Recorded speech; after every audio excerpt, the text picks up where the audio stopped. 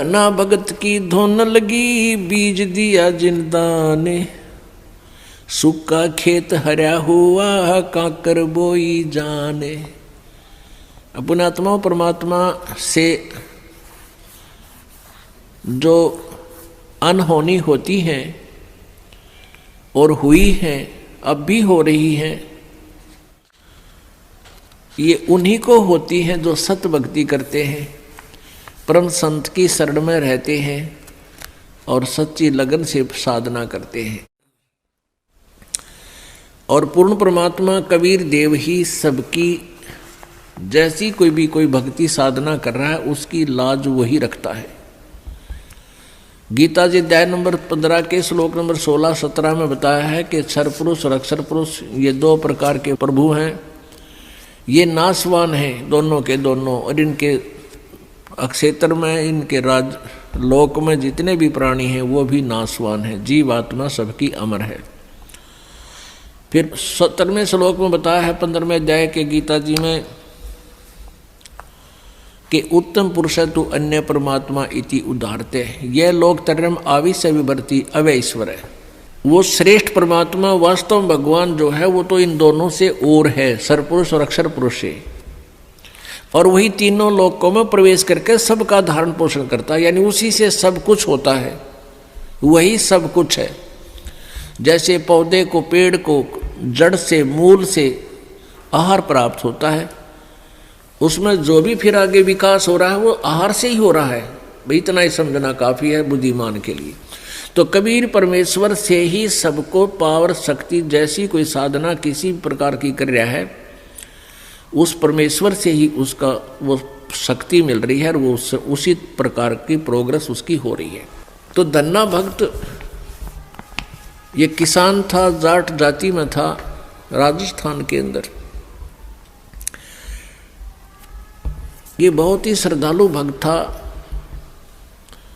परमात्मा में इतनी आस्था थी, दया, बहुत दया थी, धार्मिकता उनके अंदर बहुत ज़्यादा थी। उसकी धर्मपत्नी बहुत ही नास्तिक टाइप थी, वो भगत जी को काफ़ी बाधा पैदा करती थी भक्ति मार्ग में।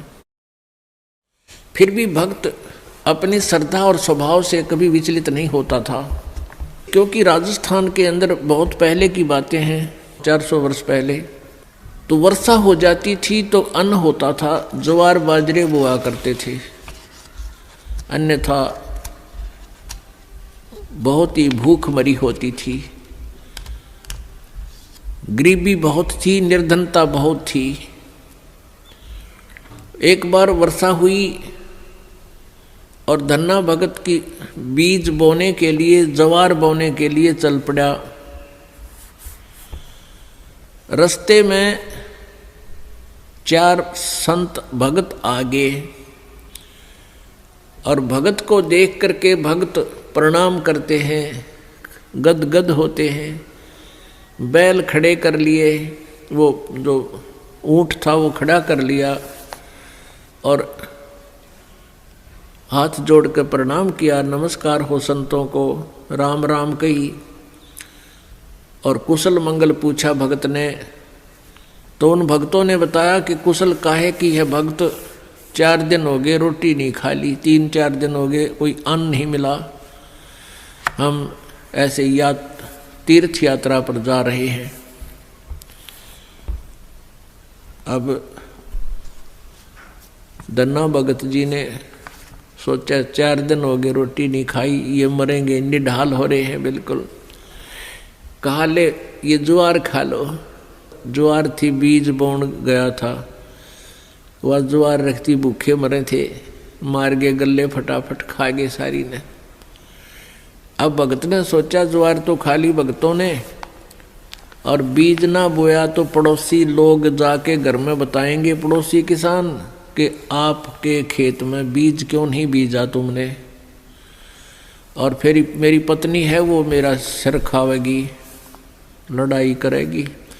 उसने कंकर उठा ली, कहीं से ही कंकर इकट्ठी कर ली खेतों से, और वो डाल ली थैले में, और जैसे और किसान बीज बीजे थे ऐसे डाला सारे का और उसके ऊपर का हल चला के आ गया। अब कुछ दिनों के बाद क्या हुआ कि अन्य पड़ोसियों के तो ज्वार उगगी और भगत जी के खेत में ये मतीरे तुम्बे, ये मतीरे से मोटे मोटे हुआ कर ये तुम्बे उग गए, जो सीताफल जितने बड़े बड़े हुआ कर तुम्बे।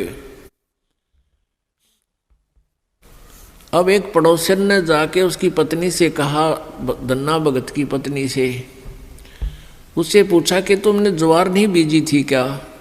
धन्ना भगत की पत्नी ने कहा, क्या मतलब?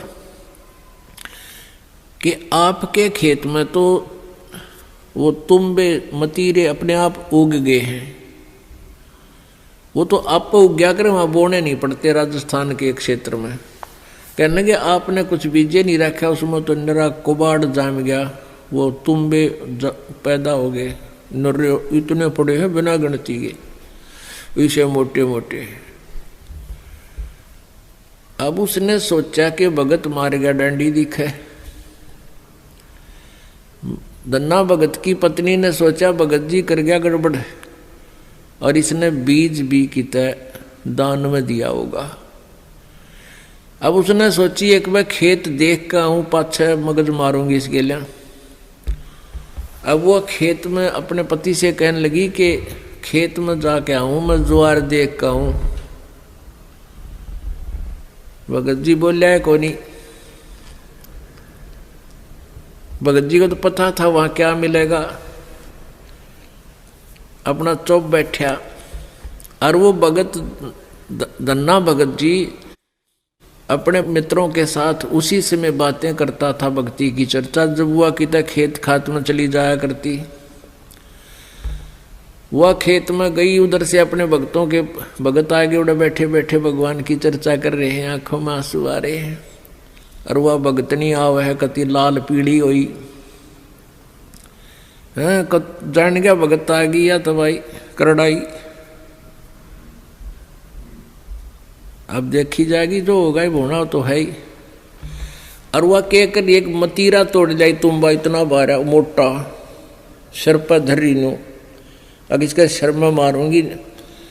आकर ने बोली भगत जी खेत में बीज ज्वार बो का आया था। भगत जी नो कर ली नाड़ तले ने, और उसने नो सर में मारा वो मतीरा, मारने के उद्देश्य से नो सर में ठोकन खातिर वो नो कर गया थोड़ा सा, वो धरती में लाग के फूट गया। नो बोली बालक तन्ने खाएंगे के उड़ा मतीरे उग गए सारे, तो बीज कित फूक गया। तो वो मतीरा जो था वो तुम्बा था, धरती में लाग के फूट गया। फूट गया तो उसमें एक दड़ी यानी 5 किलो लगभग ज्वार निकली। ज्वार अब एक बार तो अब भगत जी की तरफ देखा, वो नौकरे पड़ा था, एक तरफ देखा ज्वार का ना, अक्तुम्बे में तो ज्वार निकल आई। और वो नो बार बार देखा है, भगत जी ने भी देखा कि मैं शांत होगी के चक्कर है, उन्हें देखा तो तुम्बे में तो ज्वार निकल रही है। तो भगत ने 100 शुक्र मनाए, परमात्मा करड़ाई टाल दी, या ज्वार ने रोए थी या दरी ज्वार आपने दे दी। इतने में फिर अब उसके मन में न्यू आई कि कदे और भी तुम भी में ज्वार पाओगी। फिर तो ले कर चद्दर और ले कर मोगरा डंडा बाज ली, वहाँ बिछा ली चद्दर और मतीरा दरा डंडा मारा, न उठा के फेंक दे, परल दे ही ज्वार निकला।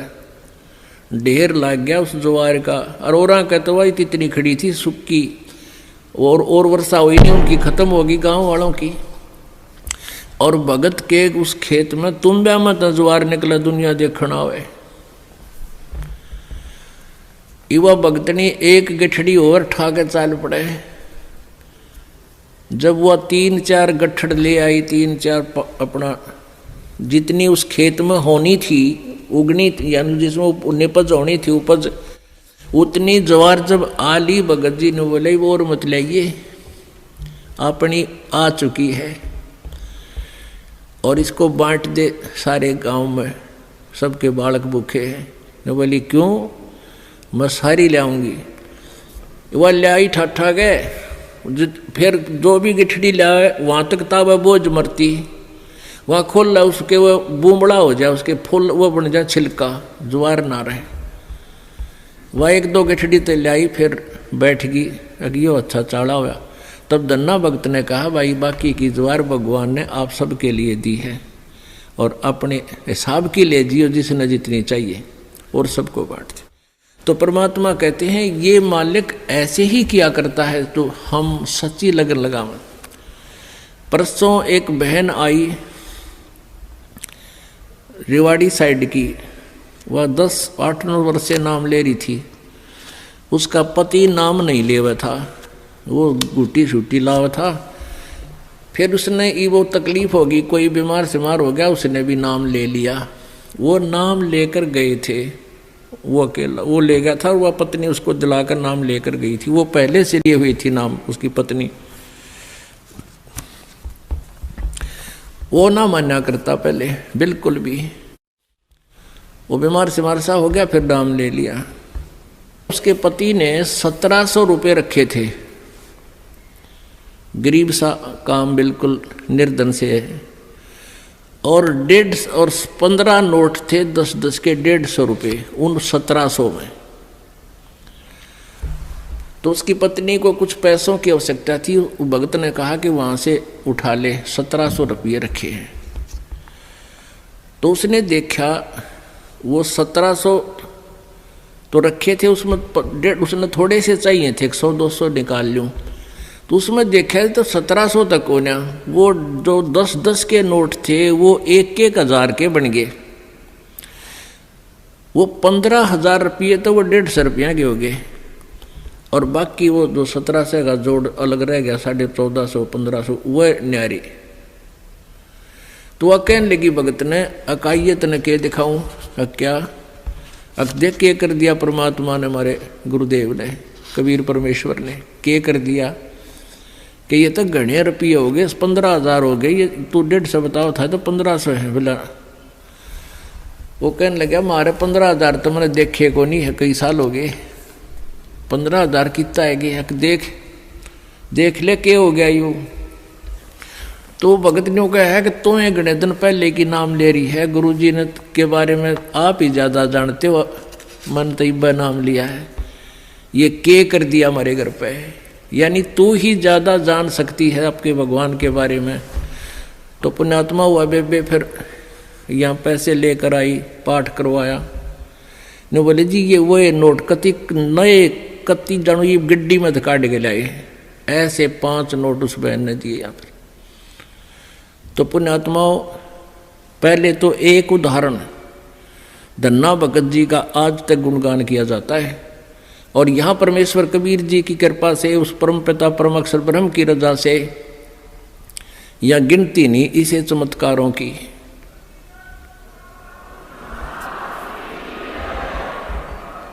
सत साहिब। तो पुण्यात्माओं ये वो परम शक्ति है और आपकी वो परम भक्ति है जिससे ये इसे काम तक आप होया करें।